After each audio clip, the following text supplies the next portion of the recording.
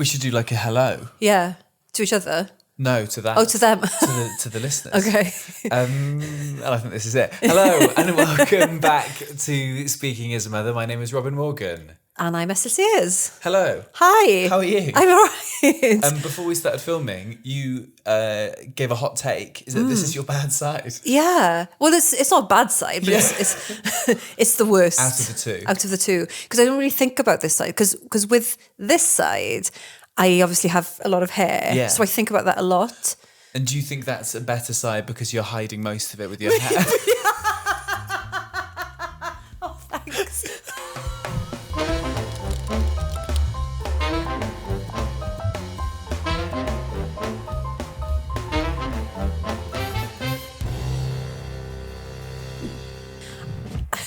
I know we're a few episodes in, but I was wondering whether this should be more of a podcast where I sit cross-legged. Right. One of those cross-legged podcasts. Yeah. I mean, there's not enough of them. No. But it feels like this sofa is too shallow. Yeah, no, it's not a great sofa. No, We bought this in COVID when there was basically nothing because we just moved into this house and the place was bare and we didn't have anything. And then there was it's a bit of a shit show. But it's the podcast over. Other podcasts which have cross-legged guests. Yes. In Our Time with Melvyn Bragg, famously crosses his legs throughout all of it. He loves a cross leg.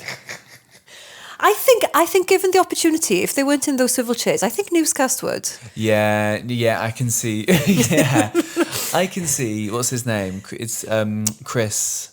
Oh yeah, what's his surname? What's his name? It's not Mason. Is it Mason? Oh yes, it is. It's Mason. I got confused by Paul Mason. Oh yeah, no, what it's a Chris Mason. highbrow start to our podcast, Isn't it? I'm sorry if we've alienated all of you guys. God. Radio 4, snap us up. Snap this shit up. How are you? I'm very well, thank you. Good. I think. Yeah, okay. You think? Yeah, it's been tours on, so I'm driving a lot and weekends, and then Jen and the kids watch Gladiators on a Saturday. I feel very jealous that I'm missing out without on. you. Yeah, I know. Oh. And I can't be like, don't watch it until your father's home. You wait until your father gets home and watch Gladiators. It was a good one as well. Was it? Yeah. Who won? A lot of drama.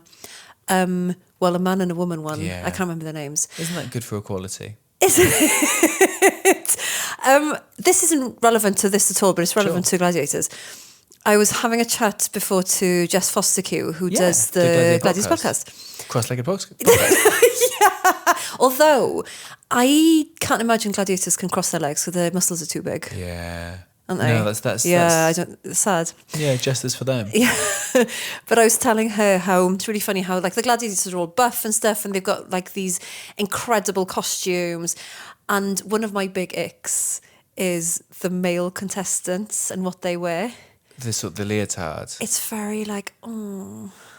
With the women, it's fine for some reason, but the men, it's like the tough top helmet. Yeah. Did you used to have tough top helmets when you were in school? So when we used to do our cycling proficiency thing in the 80s. Throughout the entire decade, regardless of whether you're at school. Yeah. It was a big safety thing, wasn't it? By the end of the Thatcher government, they really went... And there was a threat of Cold War and stuff as well, so you had to adapt. You've got to get a helmet, right? Yeah. It's multi-purpose. Yeah, but there was the option, if you couldn't afford to buy like a helmet from the shop, there was like a school scheme to buy helmets through the school. Sure. And those helmets were called Tough Tops. Tough Tops. TUFF tops. Maybe double P. Yeah, that's pretty cool. And it was basically just like a polystyrene bowl with like a cover on it. Yeah, I refused and made my mum buy like a 25 quid one, which in the 80s was expensive. That's like an 80, 90 quid. Yeah. That's crazy. Did you ever hit your head? No, I've never... Oh, have I fallen? Yes, I have fallen off a bike, but that was when I was older and I was drunk. I went to this this festival, cider festival. Yeah. In Dorset, and he had to get the ferry over. So we took our bikes and then we cycled back. The ferry? Yeah, there's like a ferry that goes from one part of like Dorset to like this other part. Oh, right. I thought Dorset's like there's a bit of it on land. Oh yeah, I'm talking about like where you've got like Poole and Bournemouth. Right. And, okay. You got a ferry? Get the ferry on our bikes, then came back on the bikes really drunk. But I had like, I'd been given like a proper sporting bike with like the clip-on, the clip-ons. Yeah. So I stopped at some lights and just fell to the side because I couldn't take my 'cause you feet put your out feet because I was too drunk. They should do that more on the Tour de France. How do they stop the Tour de France and stuff when they're proper cycling? How do they put their? I guess they don't stop because They they're don't racing. stop. Yeah. They don't stop. Yeah, that's why I wouldn't do well. Should we just have a little break? Yeah, I must say I don't advocate cycling when you're drunk. You're not. No. You're not meant to, right? I don't think so. But also, are you? You can't get arrested for it, can you? Are there don't laws know. against it? Probably, but it was like 3:00 in the morning. There was no one Sure. around. And if I had been arrested at that point, I would have just laughed because Yeah. I was so drunk. Yeah. Yeah, you admitted it straight away. I thought it was going to be a sort of like an insurance claim. I did fall off, but because I was drunk at a festival. Yeah, fair enough. You're a bad liar. Yeah, but gladiators. Yeah, so I'm missing that and sort of like missing... And also like yesterday, I said yes to a bit of work that takes me away at a week where I missed my son's school football tournament. So it'll be the first okay. time he plays for the school team. It got rescheduled from like months ago, and I could have gone because of like one of the storms. Claudia? Yeah, maybe. One of the storms. And told him I can't go and see him play for the football team, the school, when he was quite upset about it. And I was like, but I come back a lot to see you. Yeah. Like, but I've realised I'm a victim of my own success because I've raised the bar too high. If I was like a deadbeat dad, Yeah. who like, you see in films, it's like the bad dad turns up and everyone's like, oh my God, dad's home. And he's there for like one day and like 6 months and he's got a gun. They're like, Daddy! Yeah. Like, maybe I should go into that realm. Maybe I need to drop the bar significantly lower. Yeah, but those kids still love that dad, the deadbeat dad. They really love the deadbeat Yeah. dad. So maybe absence makes the heart grow fonder. I should leave. Okay, yeah, do that. But it's interesting though how that's so true because when we were younger, like because I grew up in a very traditional household. My dad worked. My mum didn't for a really long time. Yeah. Because she had 4 kids. Yeah, sure. And I can't remember him coming to hockey games and stuff like that. But then now we've been made to feel like we should be going to everything. Everything. So even like stuff that's going on during school hours. I mean, Mabel Gampai, Sports Day, is people block out Christmas concerts. I think my Yes. parents have gone to that. But like activities, I take my entire weekend is basically driving my kids and other kids to sporting stuff. I didn't do any of that shit as a kid. No, but you know why that is? And this isn't funny. It's because Stay tuned. there's no funding now for doing it in school. Right. So I used to do swimming in school. Every team activity was school, like within the school. Yeah. Everything they do now is outside school. Swimming's outside school. Football is on weekends. Like training is on a Monday sure. after school. So the schools are doing less of it. So of you'll money. have, I think that's what it is. So are private school kids, the private school parents don't have this problem, do you think? They have other problems. VAT, am I right? Yeah, but the problems. Yeah. Are you talking private schools, like boarding schools? I don't really know. Or day Nor schools? care. No, me neither. I mean, Are we alienating our listenership? how many of them are there though, really? True. And also, that is a really interesting topic though about boarding schools. Could you send your kids away to boarding school? No. But like I know a few comics who Okay. the industry being a cesspit, who went to boarding school and they've been very open about how tough they found it and things. And I know like other parents went to their gigs. With the one in particular I'm thinking of, did a show about being sent to boarding school, and other boarding parents went to that gig and sort of accosted him afterwards and were like, my kids enjoyed boarding school. Like they were very defensive about it. But it's so... Because they'd be going now. So like my daughter would already be there. She's 12. My son is now 9. And like 8 is kind of like Is the that optimum age. Yeah, I think so. So what do they do until they're 8? Nannies? Yeah. Just another world, isn't it? Isn't it? But it's like, I find it, because we've talked about how I share custody of my kids with my ex. I find that hard enough sometimes to not see them for like 5 or 7 days. To think of them going for like a whole term. Yeah. It's like... And how does it work logistically? Because like I'm reading Harry Potter to my son at the moment, and we're book 4, and I know it's different, but it's essentially a boarding school. Don't know if it's fee paid. It is a boarding school, yeah. And then there's one chapter just like, Harry and Ron decided not to go home for Christmas. Like, what? You haven't seen your family in 6 months. Yeah, I know there's an evil wizard going on, but I know you've got bigger problems than like Christmas Yeah. cake, but come on. No, I know. And then what do these people do? Because I guess the dads traditionally would be earning a lot of money somewhere in the city. Or I thought you were still talking about wizards. You've moved on from Harry Potter. I was like, I don't know what. Yeah, Arthur Weasley's at the Ministry, so I suppose. Come back to real life, Robin, please. Sorry. But yeah, so I don't.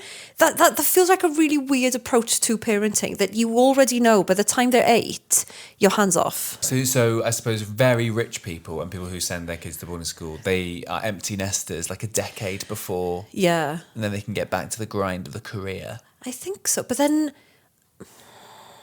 do the women work? And this is speaking as a woman. Speaking as a mother. That's the name of the podcast. Isn't it? We've finally got it in. Look at us go. The themes that we talk about. Speaking as a mother. But traditionally, I think that would have been the thing. I don't think the mum would have been doing anything. Yeah. Back then. Tennis I don't lessons. know. Yes, having affairs with her tennis coach. Oh, maybe I should send them to. Tennis lessons are very expensive. That's a very privileged position. To be able to have an affair with a tennis coach is a very privileged affair to have. It is. What's the step down from that? What's accessible to me?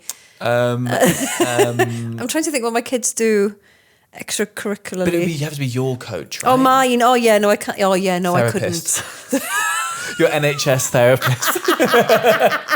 Via Zoom. Yeah. Amazing. Yeah, your time's up, Sears. Put the laptop down. And now it's playtime. Set up a separate Google Meets call there for like separate emails. Yeah, one's for business, one's for play. I don't know. But then money wise, like I find the expense of children quite a lot. Like we're recording this coming, we're kind of on the cusp of February. Yeah. And it's like we've come back from Christmas and all the clubs are taking money out of my account again. And bastards. Name names. The Earth. The fucking Scouts. Yeah, it's all the classics. Yeah. Imagine how much money the Scouts have taken from people over the years. God, I know. Years. Did you do the Scouts? I did it once, and it would have been like Beavers or something. Is that part of the Scouts? Beavers? But when we were younger, I think Beavers was just for girls. I think, but now it's different. Cubs, yes. Yes. Cubs was for younger boys, I think. I did one as a younger boy in a church hall and it was given like an oversized uniform as a hand-me-down because my parents were like, we're not going to buy you a proper uniform yet if you're not going to do it, which I completely respect now. Yeah. And then we all, they checked if our fingernails were clean at the end and we all sang the Lord's Prayer and I didn't grow up religious, so I didn't know the Lord's Prayer and I felt incredibly I tried to join in but didn't really know the words. No. And felt a little bit unsure about it. And I was like, not for me. Religious exclusion at that age is quite a lot to take on board. It was like the emotional equivalent of being burnt, I think. A heretic. But also you still want to feel accepted and feel like you're like everyone else, but it's religion. Yeah. So it's like, but do you really want to be a part of that anyway? Yeah, the cool kids loved God. Yeah. Like, yeah. Strange. Financially, it's a bit of a smelly one at the moment. Apparently, not in Wales, but in England, I think it's the most amount of term time fines that have ever been given because of parents taking their kids out of school term time for holidays and stuff. Really? There's like an article this morning released about it, and they had this dad of 2 who was like happy to, when you sort of like parents are happy to talk about this, like they're like, oh, you're not going to tell me to do this. Yeah. And I think he successfully appealed it.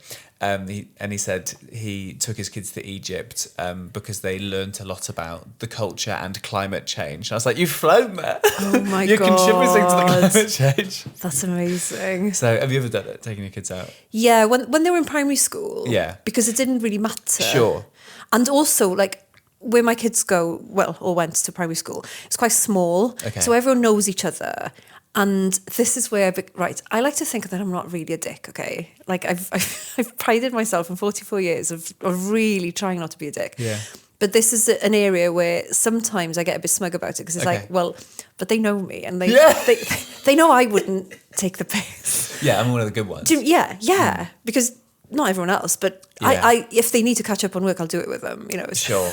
Yeah. But then I hear it in my head and I'm like, Esyllt. Yeah. That's not how this works. But you didn't get fined? No, and also I would never ask either. So I would just email the school and say, we're going to be taking the kids to blah, blah, blah.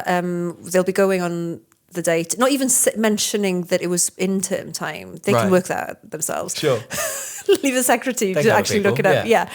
And they would just come back saying, okay, thanks for letting us know. Yeah. So it was always fine with that. But now my daughter's in high school. Yeah, how they're does this more change now? strict about it. Because of exams and you're going to miss Pythagoras. Yeah. You're gone. But I think for the sake of like a day or two, it doesn't matter because it is so expensive to take kids on holiday during school holidays. Did you ever take your kids on flights before they were 2 so they didn't have to pay for a seat? When was the earliest we went? No, because the earliest we went was for the Euros. My daughter was 3 and we did the ferry and we drove. Oh, okay. Yeah, because we wanted to drive from France. So, yeah, no, didn't fly with them. And then, as soon as they turned 2, full price. Ridiculous. Isn't it? Because she's not eating the meal. No. And it shows the kind of flights you're going on that you get a meal. I go onto a flight with a week's worth of luggage in a backpack and in a cross satchel, and they spit in your mouth as you arrive, and you're like, "Sorry, I'm really sorry. Do you want me to fly? I'll fly." I mean, the spit in mouth thing. Some people would pay extra for that. What airline is that? Sorry? We'll put a link in there. We'll put an affiliate link. Yeah, it's KLM, right? Yeah. KLM. They give you a nice little Dutch sandwich. KLM's Not great. euphemism. KLM are very good. They do. And last time I flew with them, I got some banana bread. Did you? They're really nice. Yeah. Yeah, they're one of the good ones, definitely.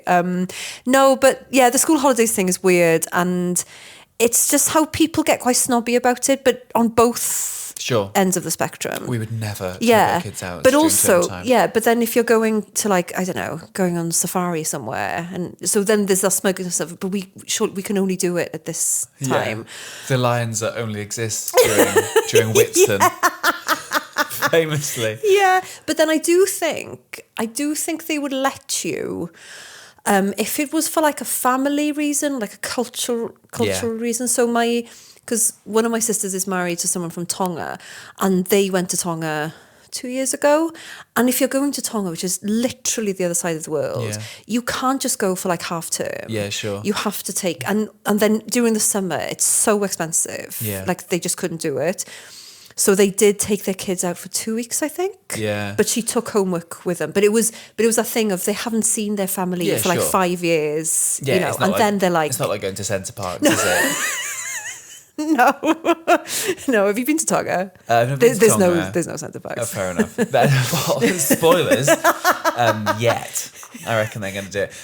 My granddad was born in South Africa, and we went as a family in the mid-90s. Yeah. And my parents took us out for 2 weeks, but we had to make a project. Oh, okay. So we had this massive A3 kind of like art book that I've still got actually in my office. It's quite sweet. And my granddad made us little crosswords and things in it. It's very, very sweet. That's really cool. Very wholesome. Where was he from? Durban? No. Oh. Yes, Durban. I've been to Durban twice. It's I haven't been since I was a kid, and he hadn't been back in years and years and years, and he ripped up his passport when apartheid came in and stuff because he was for it. Yeah, he was like, job done. We've done the best thing. Because you don't know though, right? No. And White South African. And you were talking about it so vaguely then. I think it could go either way. Yeah. Who knows? Imagine this is like, Robin's from a racist family. He's from racist stock. So maybe and that would then be the USP with this. It's not that you're a married dad. Yeah. I'm a single mum. It's like, you're a racist dad. She's a single mum. He's a racist dad. How's your week been? 20 minutes into the podcast. Nice save. I've had the kids. Great. Yay. They're back. Yeah, they're back. But they've gone again now. Yes. It's fine. Do you always drop them On a record day. No, it's fine. When did they go back to their dads? Oh, yesterday. Okay. That's always quite chaotic when they leave because I have to find their stuff. Is it like school run, sort of school morning, but on heightened? a nuclear level? Yeah. Because it's everything. Because we've been quite mindful about not buying two of everything for them. Okay. Because I don't want them to grow up to be entitled pricks. Yeah, sure. There are some things like toothbrushes, they have them in it's silly to move toothbrushes back and forth. Yeah. But like in terms, like I'm not going to buy them 2 sets of football boots and that's 2 wild. switches and you know. Yeah. But some people do. Borders. Yeah. And it's one for boarding school, one for Daddy's house, and one for Mummy's house, and nanny.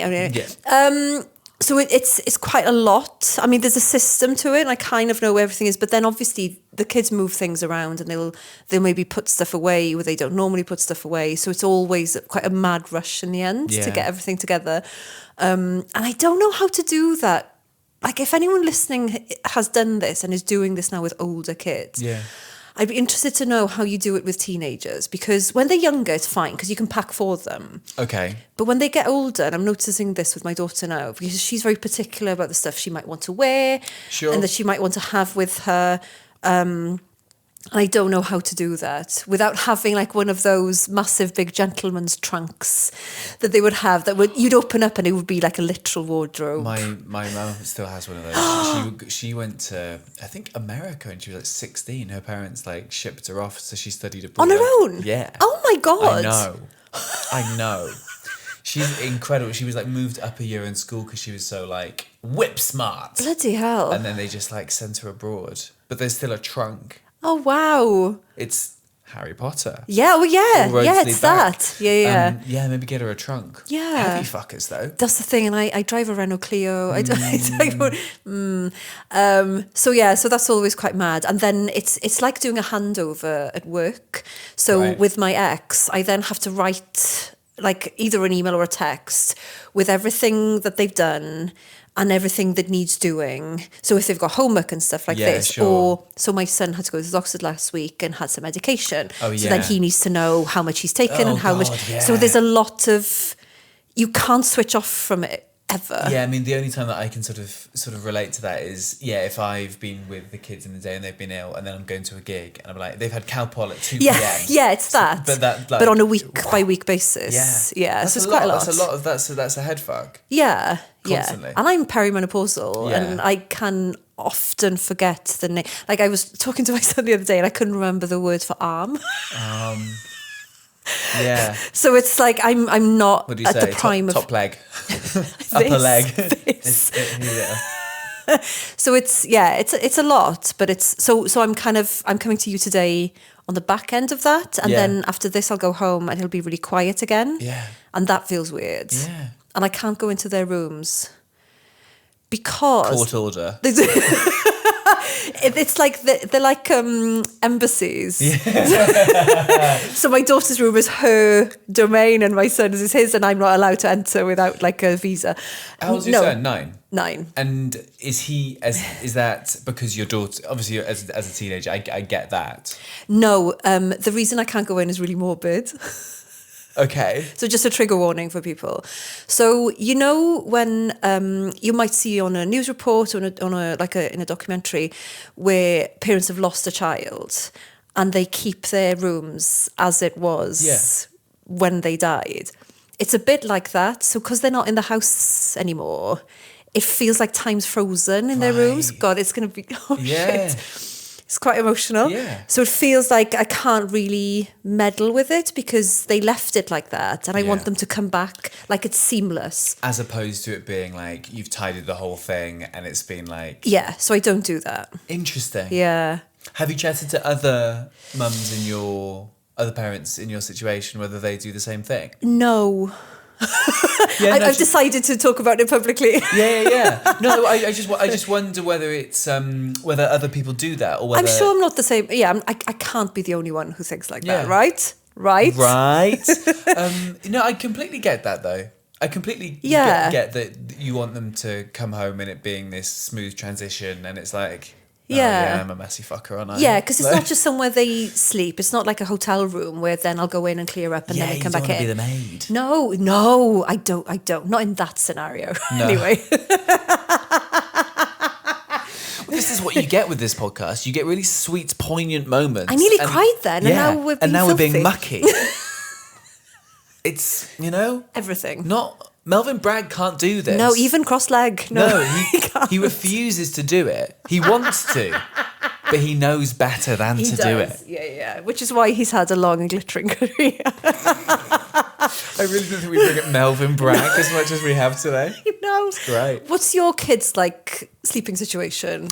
So they both have their own rooms. We're in a 3-bed house. So my son has a bigger room, which is basically the same size as me and Jen's. And my daughter has a box room. And we have...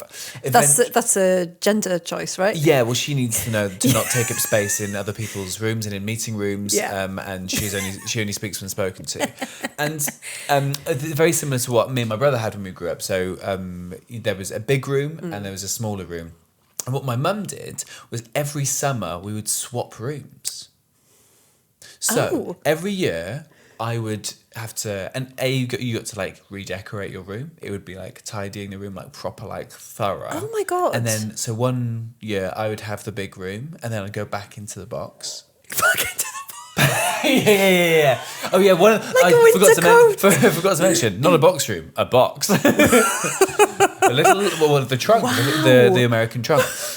And what do you think about that? Because I know that I've brought this up to Jen before, and I was like, maybe we should try this. And I brought it up to the kids before. Yeah. My daughter, very keen on this idea. Of course my son is. is like, no, I am a land grab. He's colonial Britain, not giving up Kenya. No, yeah. Oh my God. Okay, so what's the difference in size? So I mean, is it significant? Yeah, it's the same. So my son's room is the same size as the master. Sure, yeah. And then box. Okay. Aforementioned box. I don't know, because when I was growing up, so there was 4 of us as kids, and my parents built an extension so I could have my own room. Sure. So I used to share with my 2 sisters, but that bedroom was massive. So there was room in there for a bunk bed and a single bed and a fitted wardrobe, and it was really big. But then as we kind of dispersed, so I got an extension, which was just a decent sized room. It wasn't massive, but there was enough space in there for everything.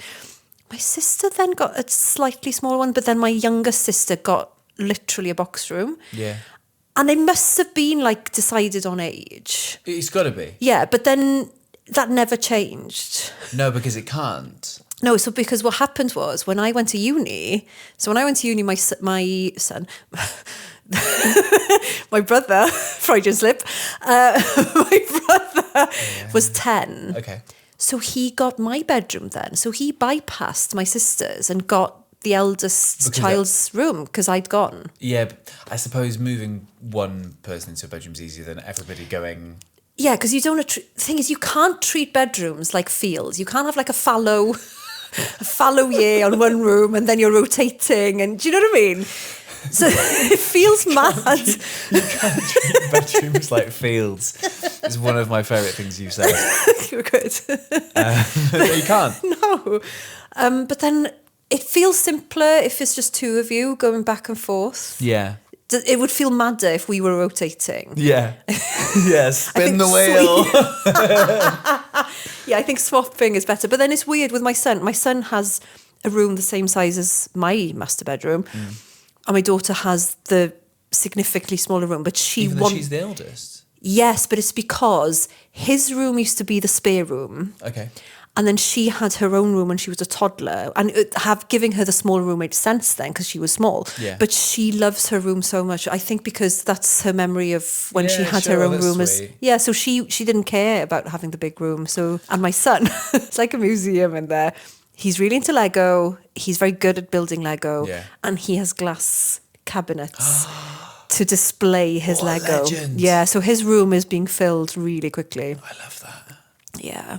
Glass cabinets. Yeah, because he's very he's only 9, but he built something.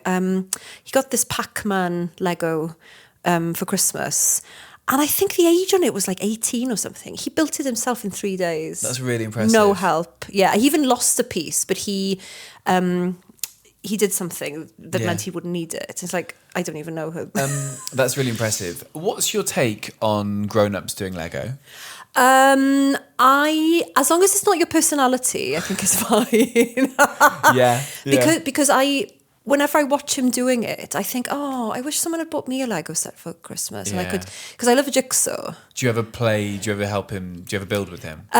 Yeah, sometimes we'll build like random stuff because he has boxes and boxes, Sure. and we recreate things That's together. the thing. I only ever had random stuff as a kid. Like, it was never like. Yeah, I know, and I think I bespoke prefer things. that because you use your imagination then, don't you? I don't know, but then a friend of mine, Sian, she got the Home Alone house. Whoa! And I want that. Is it massive? Yeah. Does it come with wet bandits? I don't think, oh, no, I think it does actually. I think it Yeah. maybe has the figurines. And it's lit as well. Yeah. That's good. You strike me as a Lego man. We've got Lego. Yeah. I like building it with the kids. Yeah. I used to play with it, but I don't have like sets No. that I'll make. I'll make random shit with the kids. Yeah. But I also used to make. I feel like I used to have Meccano as a child. Oh, okay, Was yeah. the Meccano a thing? Yeah. It was Little metal huge. bits. It's Meccano and stickle bricks. What was stickle bricks? Those Do you remember- colourful. They had hard like, plastic and they things. could fit together. Yeah, they would have been like in a drawer in school. You know, Yeah. those like colourful drawers. Yeah. Great days. Interesting. Yeah, I think my kid like a little bit of Lego, but Yeah. no glass cabinets. I like a glass cabinet. Yeah. That's He's just good. very proud of them. My daughter's into tons of beads. You can see all the beads Oh, on the floor. yeah. If you're not a parent and you want to give parents your kids like gifts for birthdays Yeah. and stuff, may I recommend fucking beads because they go everywhere. They do. And then one of these, That's good. my son made that. That's very nice. So I wear that a lot. Yeah. Beads are everywhere. Slime. Yeah, my daughter loves slime. Yeah, and glitter and stuff. Like it's man. everything that's really annoying. Yeah, it's incessant, isn't it? I love when the weather gets nicer because I don't mind a bit of craft, but I like them to do it outside. Get out. Yeah. Yeah. Yeah. Messy play mats. Yeah. But I have to say though, because your kids are younger than mine, I'm starting For now.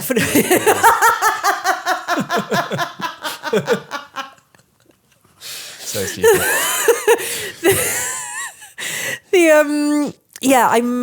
I'm already starting to feel sad about the fact that they're growing out of that. Yeah.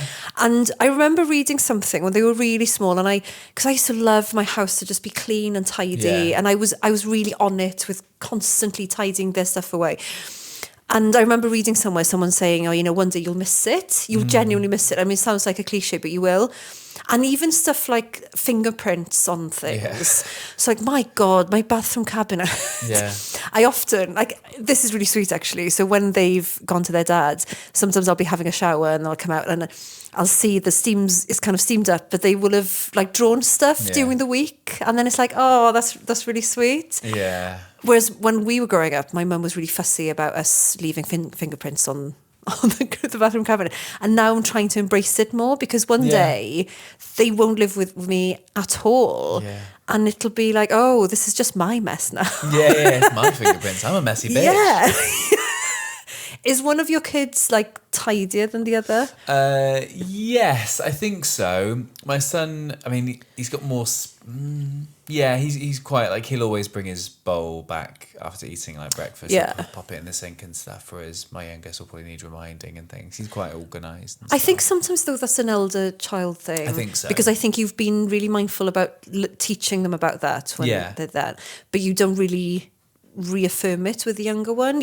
I think maybe you're kind of hoping they'll follow the lead of the eldest, right? but they're just in their little world. Yeah.